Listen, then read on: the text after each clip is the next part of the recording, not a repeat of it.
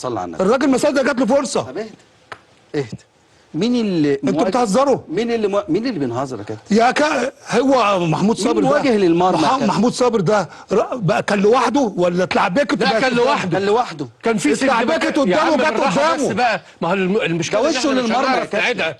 مصطفى ظهره قطعها وده وشه للمرمى. محمود صابر قطعها من بين السردباكين، من بين التين لعيبه، انا مش ورايح للمرمى. انا هتكلم على المهاجمه دي، ان عايز كان يخطف جول، ما صدق كره تحت رجله عايز يخطف جول. ما صدق يخطف جون، اهو اتسبب ان هو ما جاش جول. طب وايه عادي، ما اي بيليه ومارادونا وميسي وكل الناس بتضيع في 6 ياردات. بتقارن ايه بايه؟ كل الناس بتضيع في 6 ياردات. مش بتضيع يا كابتن، اهدى بس صلي على النبي.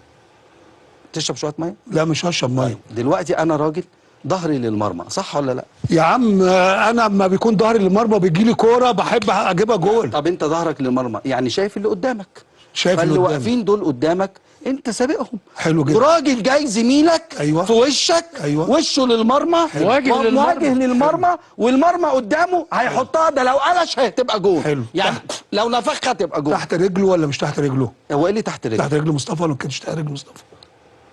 امال الكوره كانت تحت رجله؟ تحت رجل مصطفى شاطها. ما هو اوفسايد يا كابتن. مش عرفه ان هو اوفسايد، واقف بظهره، واقف بظهره والراجل اتلعبكت في رجله. ما هو واقف بظهره شايف خط الدفاع. هنفضل نقاوح في الكوره ديت، هنفضل نقاوح، مش هتقدروا تاخدوا مني حاجه غير ان الراجل كان نفسه يجيب جول. هو مش القصه احنا ناخد منك، احنا